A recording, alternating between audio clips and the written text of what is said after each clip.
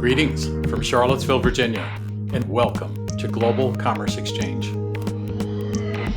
I'm Peter Maillet, and I'll be your host for today's conversation at the crossroads of global affairs and the world of business. Our show is brought to you by the Center for Global Commerce at the University of Virginia. Now, let's get started. Impact investing, putting capital to work to drive both financial returns as well as social and environmental returns, has grown exponentially over the past few years. Recently, I had the pleasure of hosting a panel discussion on this topic, which brought together 4 highly accomplished investment professionals, all alumni of the University of Virginia's McIntire School of Commerce.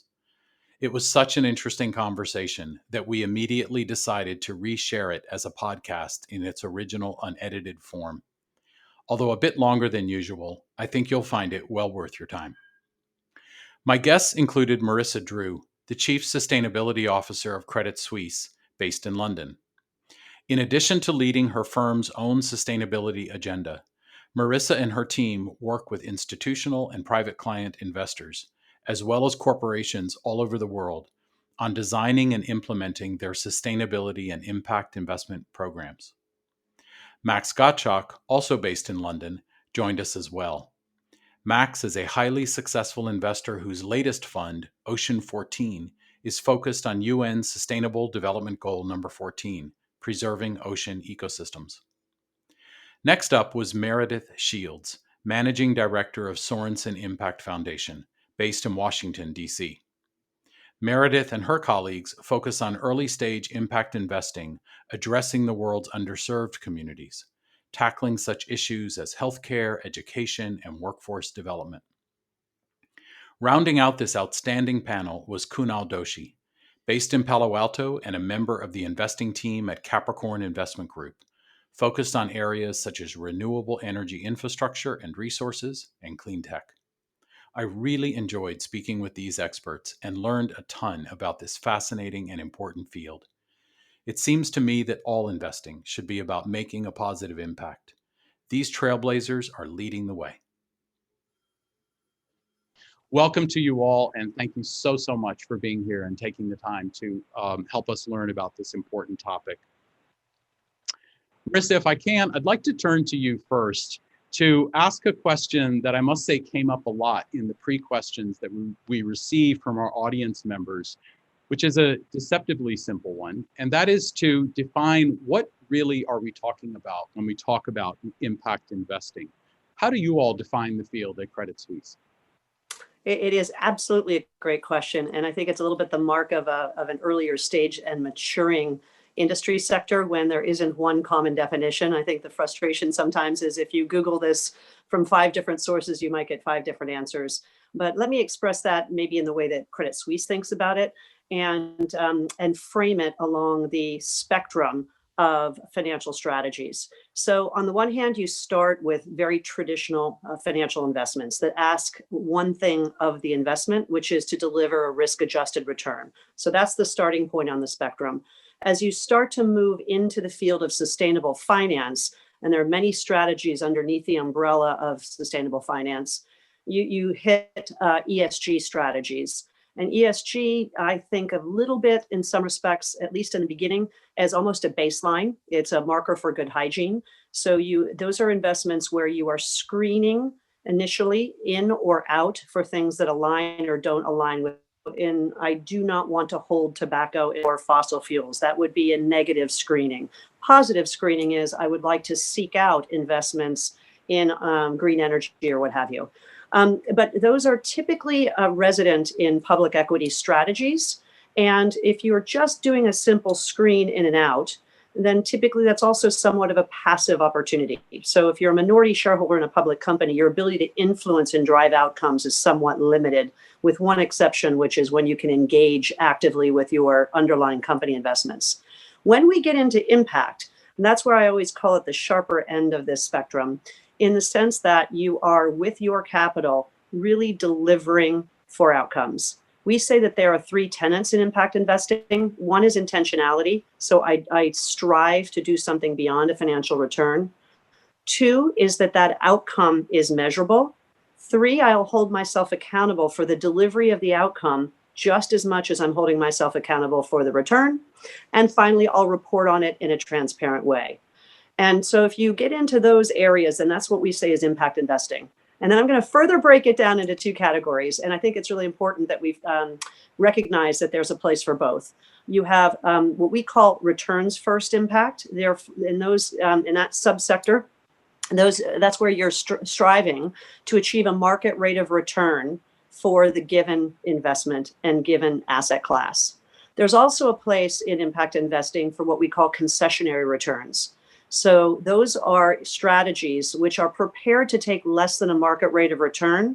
And in essence, philosophically, a portion of your return philosophically is in the good that you're doing. And there's a really important place for that concessionary return space. Usually that's in spaces that are earlier stage, where there's a high degree of risk, or there just hasn't been a lot of deliverables to prove out proof points. And sometimes we call that catalytic capital investments, to really kickstart something and get it going. And then finally, the very last category to think about is philanthropy. And philanthropy doesn't ask for a financial return. You just give your money and try to do something good with it. Up and down that entire spectrum, there's a place for everybody. And in a well-diversified portfolio, we actually think, even under the umbrella of sustainable investing, that whole arena is very important. And I know we'll get into that in a lot more discussion today. But I thought the level setting with these definitions might help. Marisa, that's extremely helpful to understand that spectrum of opportunity. Just a quick follow-up. You mentioned ESG, and just for the benefit of our listeners who may be unfamiliar with that term, maybe you can talk a little bit more about what that means. And then I also wanted to ask, within the space of impact investing itself, at least when I think about it, I usually think about environmental impact and social impact. Am I on the right track there, or is that too narrow? Yes. So ESG, the ESG investing arena, at its heart, seeks to incorporate environmental, social, and governance characteristics in the investment strategies. So essentially, at its heart, once again, I don't want to make it overcomplicated. We tend to think of using an ESG screen as a baseline for basically identifying opportunities, but also mitigating risk. So when you're taking those factors into consideration, if a company is well governed, if a company has a strong and positive environmental footprint and good social policies, almost by definition, it's leading you down a path to find companies that should outperform, because they're much more aware. Oftentimes they're much more resilient. They have a plan B in the face of potentially a market shock, and so on. So it leads you to a path of seeking opportunity. But the other side of that coin is mitigating risk. What we're also starting to see is that companies that have strong ESG characteristics actually help you to avoid risks that may be brewing that otherwise you wouldn't see. To your question about the definition within impact, broadly defined, the 2 categories of impact would be social or environmental. But underneath those categories is a vast place to operate. And we use this UN Sustainable Development Goals as a lens for which to categorize the world's biggest societal problems, whether they be environmental or social, and often then helps investors identify with those segments that they care most about. So is it gender equality? Is it good health care for all? Is it access to education? Is it what Max is doing, which is SDG 14, life below water and ocean health and conservation? So that's where you start to broaden the net into, I think, a really rich space and a seam of content for people to get involved in. Great. And Max, I wanted to actually come to you next just for a little bit of a follow-up. I mean, I guess the question that honestly is on my mind, and I certainly noticed it in the audience questions, is that to a certain extent, all companies make an impact. I mean, companies employ people, companies produce products that are beneficial for society. So as you really think about the way you define impact, how do you draw those distinctions between what one might call generally impactful companies versus the more narrow targeted focus that you and others like you are investing in? You're absolutely right. Every company has an impact, right? And so what we try to do really is to try to distinguish the impact that's important to us, right? Obviously, when we make an investment, we will look at both the E, the S, and the G.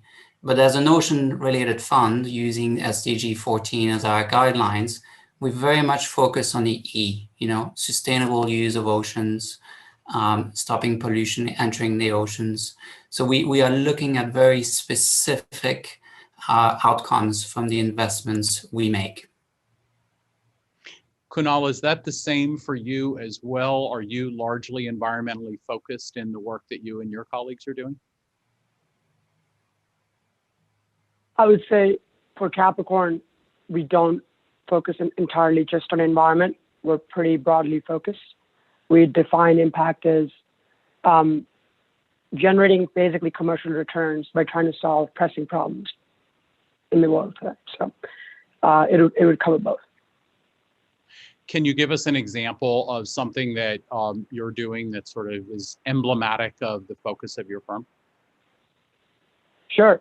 I'll give you a good example just based on what Max said. As we think about not only making impact investments, but the next level of measuring impact, we've actually mapped the surface of the moon 6 times over to date. It's 10 times easier to send a space rocket into space today than just to send a boogie into the ocean to measure, water salinity, rising temperatures, etc. So today we have 4 boats by NOAA, which cost, millions of dollars to build, and then cost on an average daily $85,000 a day to operate. And they still have not mapped more than 20% of the ocean bed. We invested in a company called Saildrone, which basically is entirely wind-driven. It can go from any point to any point based on literally a click of a button, and it can collect, based on 16 sensors, all the data that you would need that the big NOAA ships would take. And based on that, we can identify fish patterns. We can start mapping the ocean's surface. Right now, we have 100 of them launched all over the world. We believe once we have 1,000, we will map the entire ocean's surface. And we charge $2,500 a day as a service to countries and governments and companies to hire the Saildrone itself. So that's an example of a company where, while of course the ocean is important, what we're trying to do is now measure the ocean, because frankly speaking, it covers a majority of the world, has a lot of life, has a lot of wildlife, but we've not really fully discovered it yet. Wow, it's absolutely fascinating. Meredith, I wanted to turn next to you if I could. I think probably many of us on the call are aware that this field is really exploded in recent years. Of course, it's not a new concept to invest with purpose, but this particular flavor, if you will, of impact investing has really taken off, say, in the last 10 years. As I understand your fund, which invests the resources of a private family, there are roots in that family of philanthropy that has now sort of morphed to what you all do today, which is really focusing on impact. And I wonder if you could talk about that journey a little bit for the family that you represent, and how you all have evolved to the place you are today of trying to allocate your capital not only to do good, but to do good in this more sustainable, return-driven way. As Peter mentioned, I work for a family foundation, and our family foundation was created by a serial entrepreneur who'd been very successful in business and realized that the disruptive power of the companies that he was creating and running was creating social good as well. So a little over a decade ago, he started the foundation and moved his family's assets into the foundation in order to invest in other companies that could do social good as they grew and scaled. But what Peter was talking about is what we've done more recently. And so this is unique for our foundation. And I think so far in this call, we've made it clear that the impact investing sector has grown astronomically over the last 10 and really even 5 years. And part of what we've been able to do as a result of that. So the Sorenson Impact Foundation is now 100% aligned in impact investments. Why is that unique? most US charitable foundations have an endowment. That's the big chunk of money that has to grow in order to be able to continue to invest and or donate or grant every year. For us, that endowment, that large chunk of money, is actually 100% invested into impact investments. There are a couple of foundations that have done that we followed proudly, but this year marked the end of a 3-year journey where we were able to fully align. So on the public side of investments, we have companies that are in the ESG category. So they screen out companies that aren't doing well by their employees or by their suppliers or the communities that they're serving or the environment. And then we also have private investments. So we invest in, I can name a few. We're in KKR's Global Impact Fund. We're invested in a number of VC funds based out of San Francisco that invest in education technology and access to healthcare.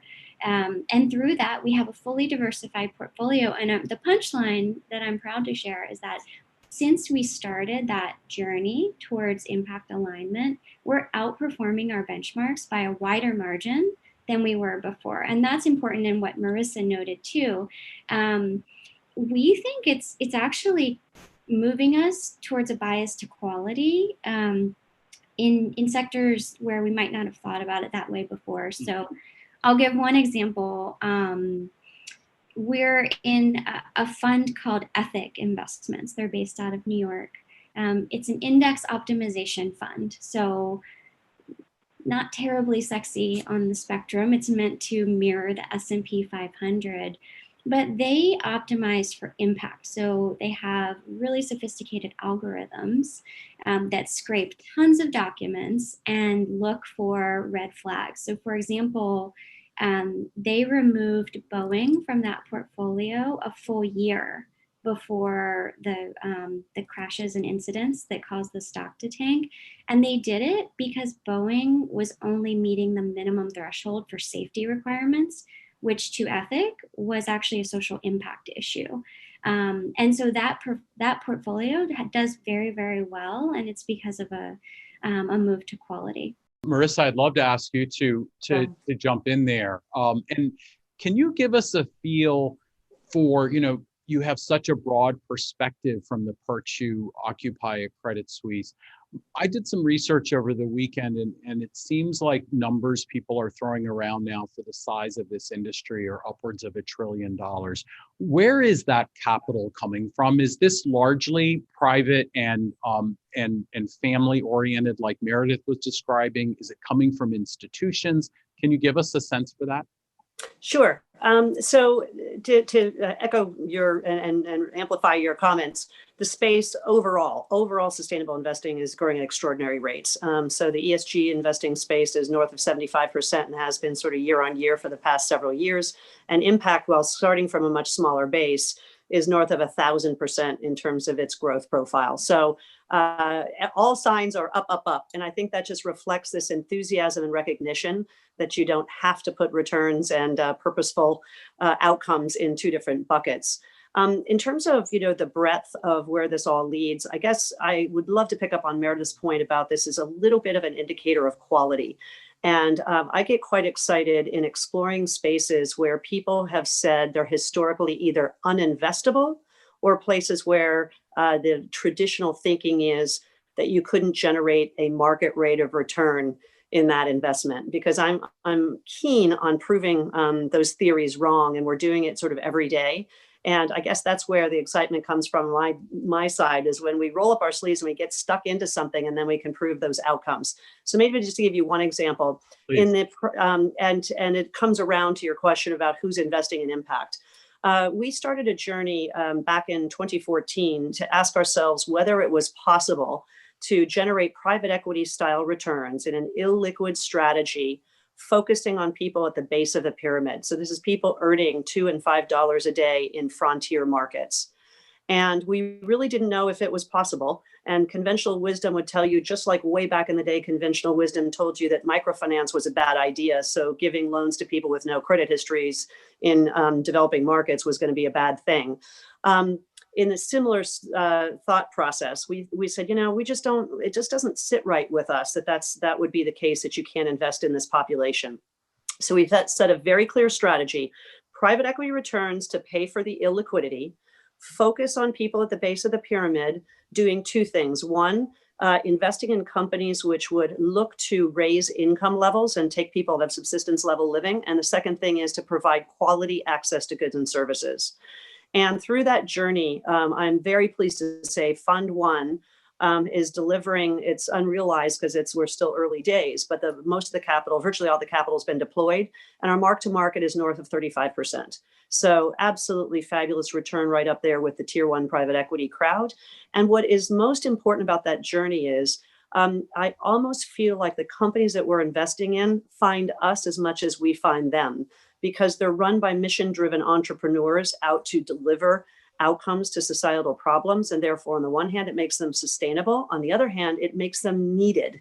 And so they're able to operate, and they've re-engineered all their businesses to focus on that population. And when you do that, you do things in your companies differently than perhaps we would in the West.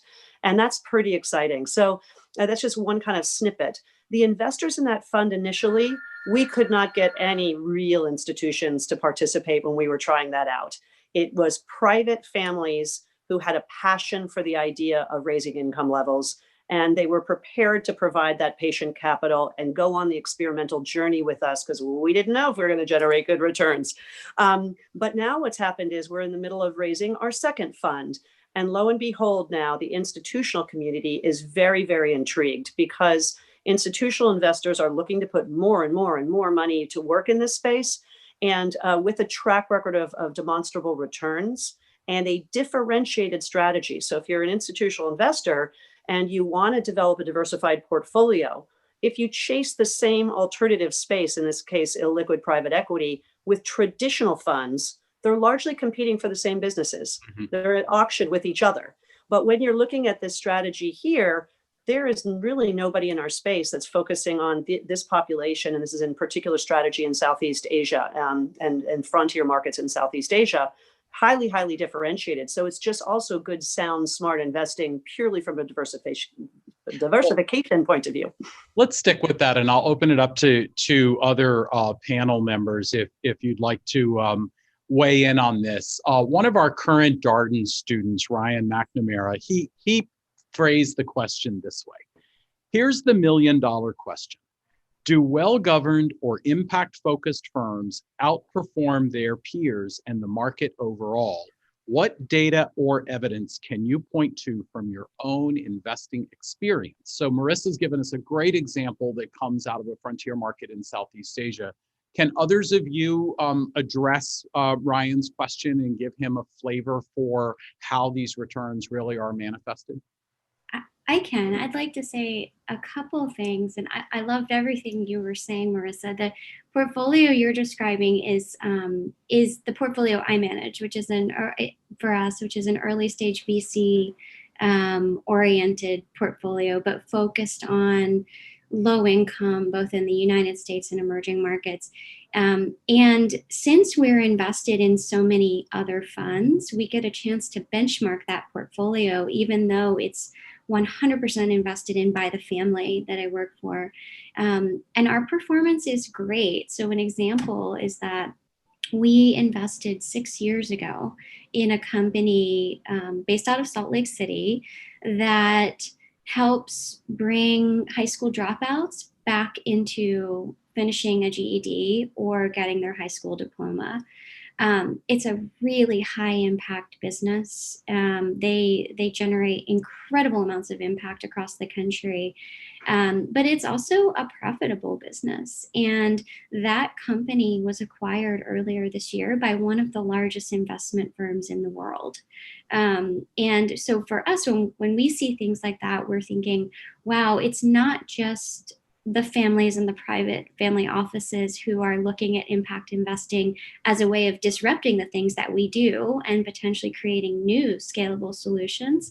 But now it's getting interest from more traditional players. And I have a couple of examples like that, but Meredith, let me ask you a follow-up if I can on that, because it would get to the heart another good kind of line of questioning that was coming in through our audience. And that is, how do you think about balancing the financial return with the social return? So to use the case that you just presented as an example, I could well imagine that by cutting certain cost structures in that company, it might improve the returns, but it might also, for example, reduce the face-to-face impact that teachers and other mentors have with these individuals that benefit from those services. So how do you and how do others think about gauging that tension? Or am I right in understanding that there would be a tension? So the word trade-offs is used a lot, I think, in this space. And we would say that it's not always the case that you have to trade one for one. So we're typically looking for businesses where as the revenue grows, the impact grows. So the company that I just mentioned is an example. For every dollar of revenue that they generate, they're serving more students. And each student they serve finishes high school, which is high impact, high revenue at the same time.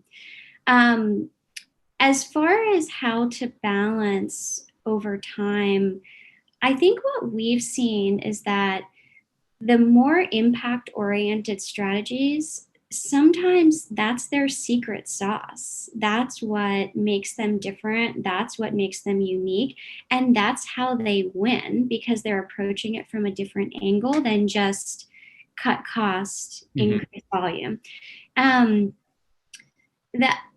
I think that philosophy is a little bit new, and in a world where most of us learned that the responsibility of a board and a management team is to maximize shareholder value, we think of value on the financial side, not necessarily the impact. But we would argue that the two are intertwined and can work together, and it doesn't have to be forsaking one for the other. Max, let me turn to you on the environmental side. And maybe I'll pose it yet another audience member question that I thought got to the heart of this issue. Joseph Maddox, who's a recent comm school grad, asked the question this way: how do you balance impact versus financial returns? For example, which type of investment would you be more likely to make? An investment with high impact, but only a 10% return, or an investment with lower impact, but a 25% IRR? So 2 questions there. Is that the right way to think about it? Is Joseph on the right track here? And then how do you think about it in the environmental context? Yes, so when you, I think there's still today a little bit of a misperception that in order to generate impact, you need to give up return, financial return. And I think in the world of ocean in particular, where I spend a lot of time, I think there's this convergence of both financial gain and environmental gain. So you don't necessarily have to give up performance to do good.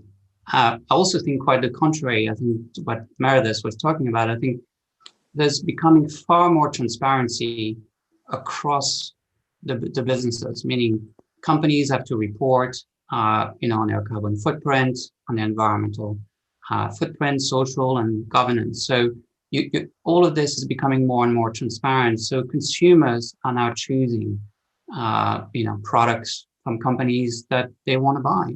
And also, Meredith discussed all this growth in demand for ESG programs. Well, what you have is you have a lot of capital now chasing good companies, and therefore the capital flows by themselves are making these companies more valuable. They are more visible. It's easier for them to raise money. It's easier for them to hire talent. And so all of this is really, really good. A point I'd like to add as well is today, even though I think that's one of the points we want to talk about is measuring impact. Impact today is people want the transparency is what is your impact in your investments? But there's no real value that we put on the impact, so to speak. Meaning it's a nice number. We're trying to determine what is the impact that the company has, for example, on the environment in terms of a seaweed project we're looking at will have immense CO2 sequestration. But what is interesting is if you take it a step further, and I think there's a real movement now trying to value nature, can we actually value the impact that we make? And so not only are we looking at impact as a way to report it back to our stakeholders, this is the objectives and these are our goals and this is what we've done in terms of impact in our investments. But I think that over time, we may very well be able to monetize on the impact. So let me take it just a step further.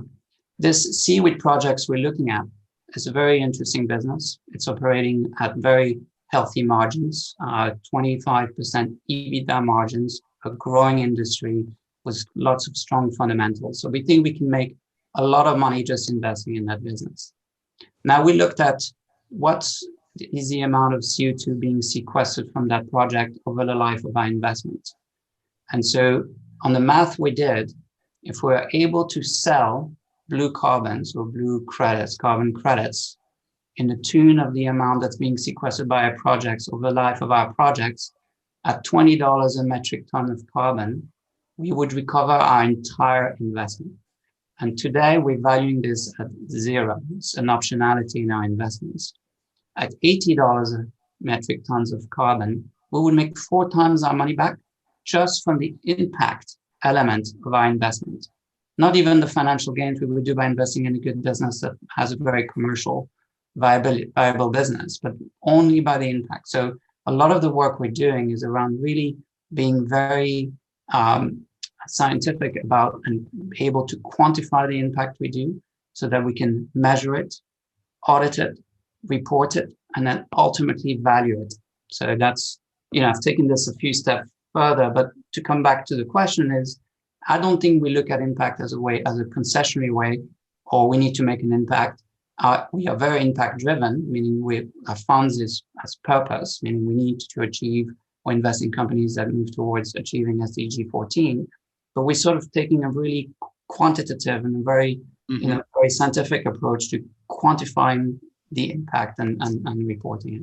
I'd love to give another example and to amplify exactly what Max is saying and what Meredith said. So first of all, almost across the board, to answer your prior student's question, we are seeing outperformance of sustainable strategies. And the beautiful thing through the crisis is there was consistent outperformance. And it's whether you looked at big liquid funds via Morningstar, whether you looked at illiquid impact strategies, if you looked at ESG leaders versus laggards, even within a given industry. So let's take already a green industry like renewables.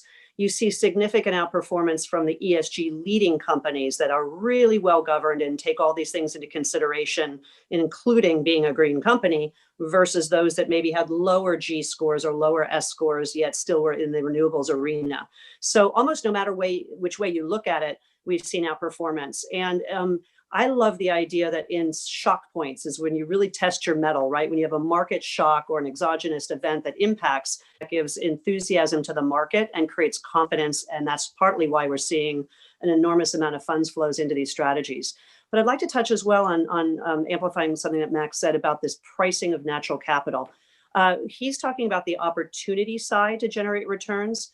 On the risk mitigation side, I also think there's a pricing dynamic that we should be considering in a much more serious way. If you take a look at in his ocean space, mangroves is a natural capital solution for coastal barrier protection, as an example. Historically, what did we do? We used concrete walls, which produce a very high carbon footprint in the production of cement and concrete. They don't withstand storm surges, and they're actually very destructive when they degrade in terms of the ocean economy. So negative, negative, negative, negative. And frankly, they cost more to put in place in the first instance. Looking at mangroves, which is a whole new way for people to think about opportunity and cost, they're cheaper to plant. They actually withstand storm activity better. And the mangroves themselves are part of the food ecosystem of a healthy ocean, because plankton feed on the mangroves and fish feed on the plankton, and it becomes a positive, virtuous circle.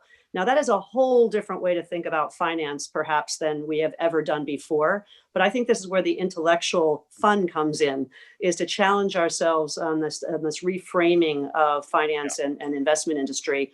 And it leads you to some pretty exciting places.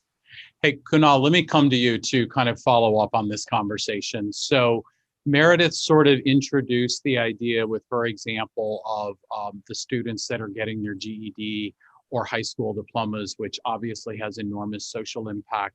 Max is then talking about, the monetization of carbon credits. So there you are at Capricorn, whereas I understand it, you have a very full spectrum view. You consider all kinds of different investment opportunities. How do you even think about putting on a level playing field investments that are as diverse as helping people complete high school versus, something to do with the oceans and mangrove investments? And because I think it speaks to the point that I understood Max making, which is the need to quantify this return more and more, so that in the same way that on the financial side, we evaluate investments side by side every day and have the metrics to do that. How do you think about that same evaluation, comparative evaluation on the social side? That's a good question. And, I think I'm really happy because usually we're the ones pounding our fists saying, you don't need to give up impact to generate returns. And it's really nice to be surrounded by people who believe in that philosophy pretty strongly. So I'll start off with that. And I'll try to keep it brief, but Capricorn's history of impact investing started over 20 years ago. I think the firm was born from the belief that sustainable investment practices can enhance risk-adjusted returns, right? So that's when we had a theory and we believed, let's go set it, prove it out. And we did, and we were patient with our capital. In fact, our investment in Tesla was over a decade and a half ago. And at that point, if you told someone that you're trying to invest in an electric car, they would think of it as a golf cart car. They were not thinking that you're going to disrupt the entire industry. And 15 years later, this year was in some sense sort of emotional for us because Tesla not only became the most valuable automaker out there, but it also exceeded ExxonMobil in terms of market cap. So our thesis went from, can we generate risk-adjusted returns to can we exceed market risk-adjusted returns? And now we have a thesis where we're like, can we ensure that we're in the top 5% of risk-adjusted returns for VC and private equity? And, it's been great news for us, but I think even better news for the industry that we've proven that we can be in the top 5% of returns in the market. And the rationale behind it is not because, of course, you need to be a good investor, period. But the reality is that if you invest in sustainable investment practices, those externalities, that patient capital in the long run, will command a premium. So we have a full spectrum of investments from healthcare, space exploration, electrification, water. And we're not trying to check a box. We're not trying to say, okay, this year we didn't make a water investment, we need to go make it. Depending on the industry, depending on the time of the year, you find an opportunity that makes the most sense and you make the investment. And that's the way we sort of go about with it. I'll give you two broad examples of what we've done.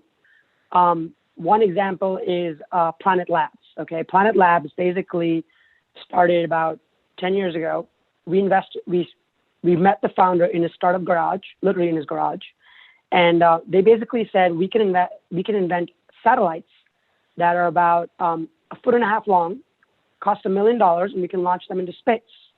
And just to give you context, that's 1/100th of the cost of satellites at that time.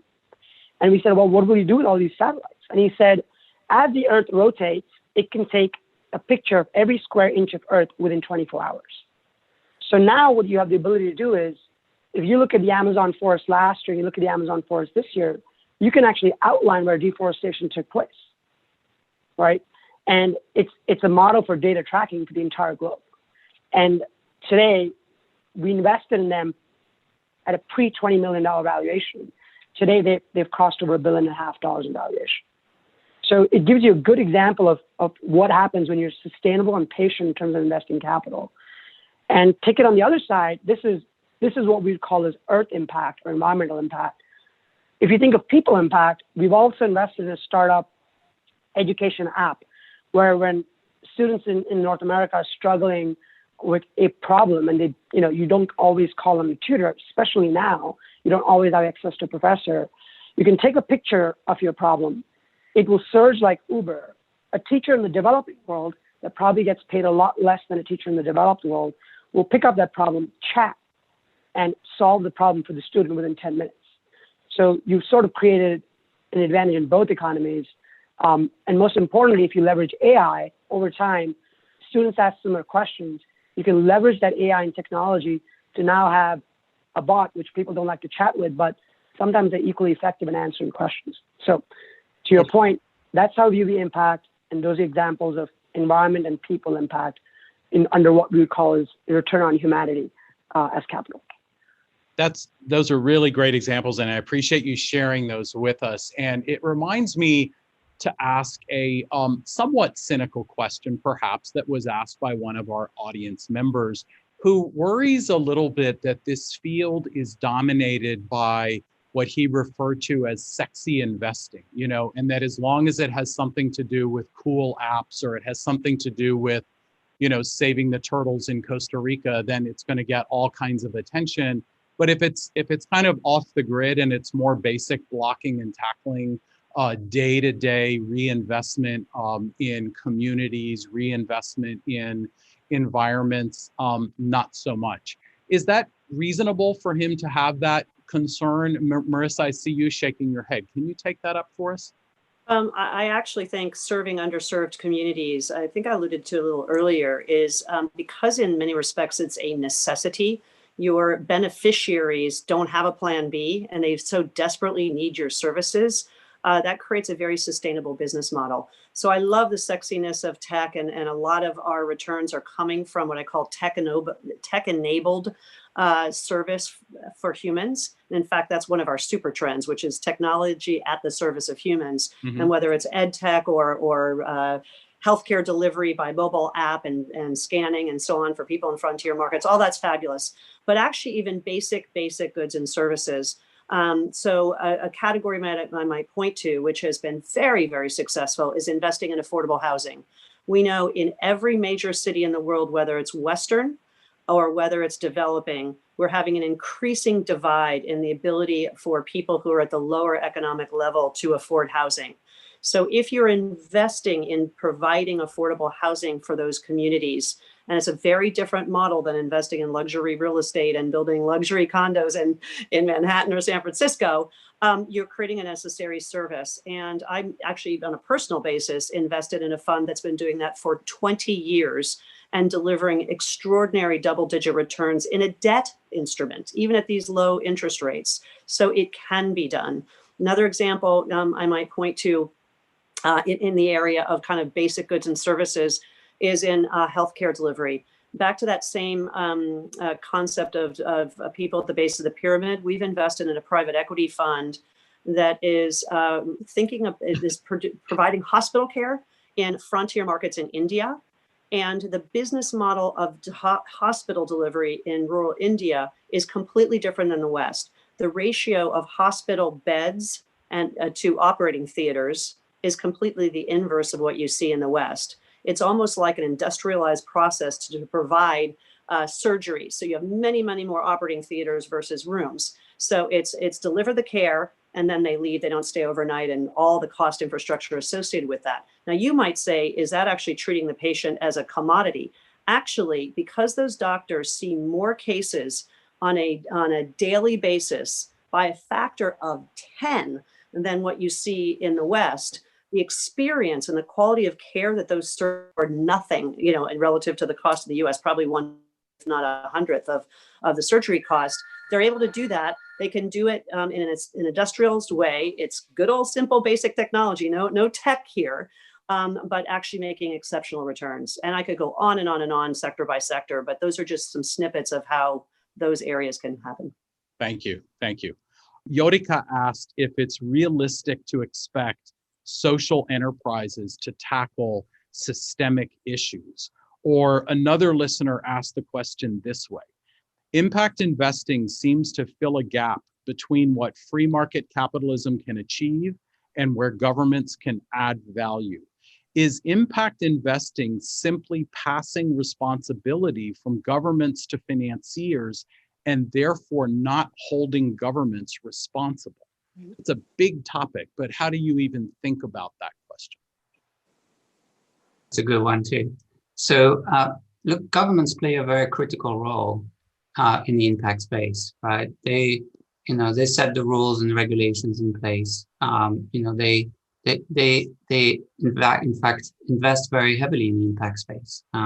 Some of the government-related entities are really pushing towards a greener energy productions. You've seen that in Europe. I think COVID in particular has been a huge, create huge demand for new innovative products and energy productions in green in particular. So I don't think it's passing the baton to call it financial and financiers. I think what I see sort of our role to do is we need to make nature investable. We need to be able to provide financial vehicles to allow investors to invest in good companies. So our responsibility is to create these investment vehicles that are investable by the institutional investors. And today, it's still a very new industry. It's still relatively, it doesn't really have a long track record. We've seen Marisa and her fund at Credit Suisse. They're now launching their second fund. So there's only fund 1 or fund 2 happening today. And so I see our role in trying to create these investment vehicles to allow large pension funds and large sophisticated investors to get access to that space. So I don't know if that answers the question particularly, but I think when I look at the relationship we have with governments, is a very friendly one. 1, they're investing in us. 2, they're producing opportunities for us. We're working hand in hand with them with respect to, for example, the blue carbon and the blue credits I just mentioned earlier. They want to help. So I don't think it's passing the baton. I think that is working It's a side gap by in the side. market. Yeah. Number-wise, so if you look at the UN SDGs, they calculated the math, and we need, multiple trillions per year to be invested in these systemic problems if we're going to have half a chance of getting there. And if you take all the government money that exists in the world and all the philanthropic capital that exists in the world, there is still a multi-trillion-dollar annual gap. And that's why the private sector is stepping in to help fill that gap. So I think it's they're all part of an important system. So, and Marisa, that actually leads me to the next question that I really wanted to land on. I think almost like not a day goes by now where I'm not having a conversation with one of our current students, and I'm sure this is true of all of my colleagues as well, about how they can develop careers that are purpose-driven rather than return-driven. And I know many of them, and I'm sure many of our listeners on this webinar right now are interested in getting into this space. What advice would you have, and I'll throw this open to any of you who would like to jump on it, what advice would you have for any of our, say, current 3rd, 4th year students or some of our recent graduates who are trying to get into positions that you all are in? Take my class as a starter. Okay, shameless plug. Application is due on Friday. Meredith, I think that's a great suggestion, Max. Meredith, what would you recommend? So take Max's class. I think, fortunately, if you're a 3rd or 4th year student at UVA right now, you're in a much better position than even 5 years ago. If you want to be in investing, having the finance skill set is important. But there are so many more ways to do that now. I mean, we can see from Marisa, Credit Suisse, and a lot of the big financial institutions have sustainable practices. A lot of UVA alums in the space, by the way, which is fun and a great way to network. You can also go the private route this now with huge teams at giant investment funds focused on impact. The other thing that I'll just plug is that you can also go work for big companies and focus on persuading them to think about all of the stakeholders, including employees and suppliers who they work with and how to benefit them. So going to work for an Amazon, a Walmart, and being part of those discussions is also a great way to have a purpose-driven career. Fantastic. Kunal, anything to add on this last question? Yeah, I'll just quickly make a point. I still remember 10 years ago when I approached Mark White to ask him, this is what I'm interested in. What do I do? I interned at the UN and I don't have the patience to work with people at the UN. He said, what do you think this industry fundamentally lacks? And I said, they don't have the capital. They're never gonna be able to combat climate change. And he said, okay, well, who does that really well? And I said, Wall Street. So he said, well, go join Wall Street, pick up that skill set, and then transfer that skill set back over to the impact industry, which back then we called sustainability. So that's what I did. I would say find something that you really think you can create a value in. Find a gap in the sector, even in impact investing, you think you can fill. And then go develop the skill set so that when your time comes, you know what you can do. You can do it really, really well and create value. And I think that is what will be your recipe for success. Thank you, Professor White, for changing lives. Marisa, you're at a large company where you've been for many years. Are there, as Meredith said, are there those opportunities that you see in Credit Suisse itself or in your corporate clients that our students and young alums should be thinking about as well? Yeah, across the board. So the beautiful thing is that I always say, if you want to think about a career opportunity and longevity, go where the growth is, right? If you, by definition, if you're going into a shrinking industry or shrinking sector or even a shrinking moment in a market cycle, all you're focused on is reducing resources and cutting costs.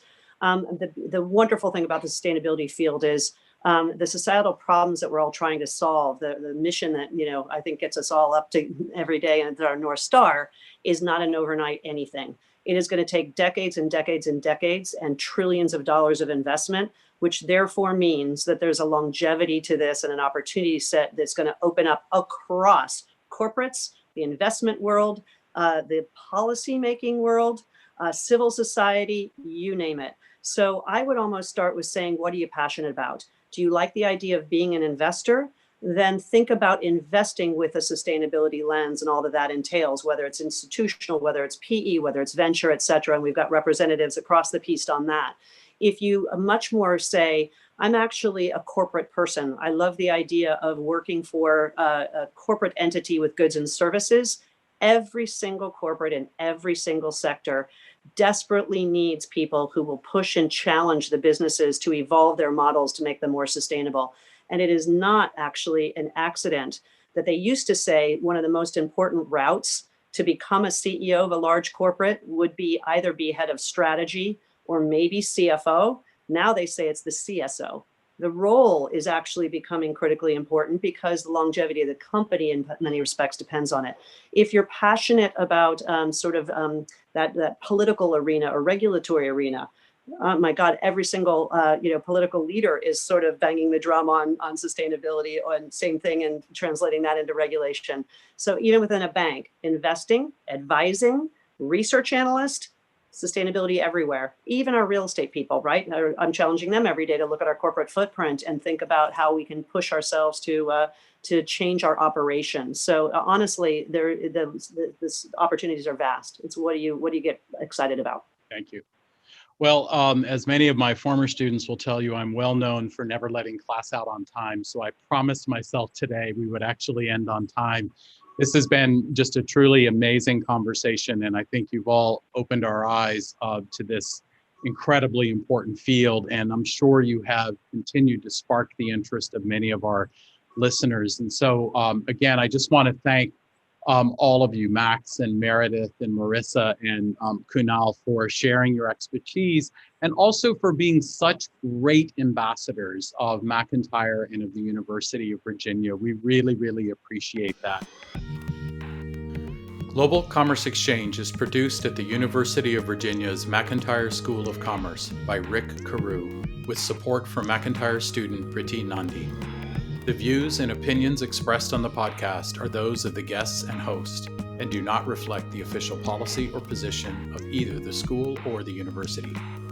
Sign up for future shows at globalcommerce.substack.com and subscribe to Global Commerce Exchange wherever you get your podcasts. Thanks to our listeners and to those who submitted such great questions. We look forward to being with you again soon. And as always, go Who's!